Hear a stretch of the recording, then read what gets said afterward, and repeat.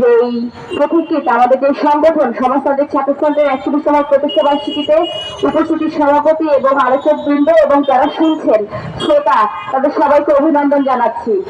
আমরা যদি দেখি এই যে 24-এর গণ অভ্যুত্থান আমাদের কি দিয়ে গেছে, 24-এর গণ অভ্যুত্থান আমাদের কথা বলার অধিকার হরণ করার যে জায়গাটা সেই জায়গা থেকে মুক্তি দিয়ে গেছে। কারণ আমরা দেখেছি গত 16 বছর আমরা কি পরিমাণ একটা অত্যাচার, একটা অসহনীয় পর্যায়ের মধ্যে দিয়ে আমরা এখানে দিক দিয়ে গিয়েছি। আমরা দেখি যে গত 16 বছর আমরা কোনো সত্য হলে সেই সত্য কথা নিয়ে আমরা রাস্তায় দাঁড়াতে পারতাম না। পুলিশের গুলি, সেই একই চিত্র আমরা এই জুলাই গণ অভ্যুত্থানে আমরা দেখতে পাই। জুলাই গণ অভ্যুত্থানে সবচেয়ে বড় একটা দিক হলো এখানে নারীদের যুক্ততা। আপনারা যদি দেখেন জুলাই গণ অভ্যুত্থানে নারীদের যে আকাঙ্ক্ষা, সেই আকাঙ্ক্ষাটা অনেক ব্যাপক। কারণ তারা এই জুলাই গণ অভ্যুত্থানে আপনার 14ই জুলাই যদি দেখেন যখন রাজাকার বলে অভিহিত করা হয়েছে বাংলার যেই শিক্ষার্থীদেরকে যারা কোটা আন্দোলন করছিল, তখন সেই রাতে আমরা যদি দেখি এখানে যে নারীর যে হলগুলো আছে, ইডেন কলেজের হল সহ ঢাকা বিশ্ববিদ্যালয়ের হলগুলো, তারা কিন্তু রাস্তায় নেমে আসে সে রাত্রে 12টা-1টার দিকে। তাহলে সেই নারীরা আজকে কোথায় গেল? নারীদের এত আত্মত্যাগ, এত আত্মবলিদান, সেই আত্মবলিদান গুলো আজকে আমরা স্মরণ রাখতে পারি না। আমরা দেখি আজকে আমরা ফারহান খাই আজকে আমরা স্মরণ করি, আমরা আবু সাহেবকে স্মরণ করি, কিন্তু আমরা নাইলা নামে যে ব্যক্তি, যে মেয়েটি নিহত হয়েছে তাকে আমরা স্মরণ করতে পারি না। আমরা নাসিমা আক্তার যে 7 বছর বয়সের একজন ব্যক্তি নিহত হয়েছে, মহিলা নিহত হয়েছে, নারী অভিভাবক নিহত হয়েছে, আমরা সেই জায়গাগুলো দেখি না।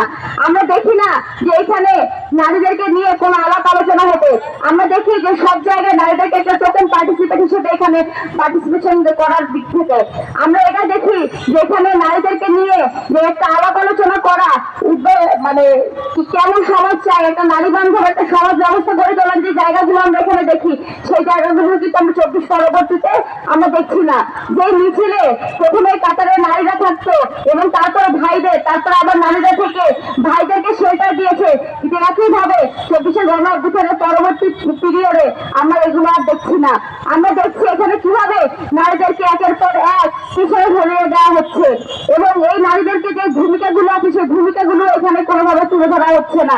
তাহলে এটার মধ্যে যে গণ আকাঙ্ক্ষা ইনক্লুসিভ যে বাংলাদেশের কথা বলছি, তাহলে ইনক্লুসিভ বাংলাদেশ আমাদের কতটুকু সাহায্য হবে? আমরা আরো যদি দেখি এর পরপরই আমরা দেখছি যে এখানে যে মহিলা কলেজে ছাত্র রাজনীতি বন্ধের একটা পায়তারা শুরু হয়ে গেছে এবং এখানে ছাত্র রাজনীতি বন্ধ করে দিয়েছে। ছাত্র রাজনীতি করা বা না করে এটা তো একটা সাংবিধানিক অধিকার, আমি কি করবো কি করবো না, ছাত্র রাজনীতি তো আমার একটা অধিকার। তাহলে সেই জায়গা থেকে কোনো প্রতিষ্ঠানই পারে না যে সেখানে ছাত্র রাজনীতি নিষিদ্ধ করে দেওয়া বা বন্ধ করে দেওয়া। এর সাথে এই পায়তারা করেছিল কিন্তু সেটা করতে পারেনি।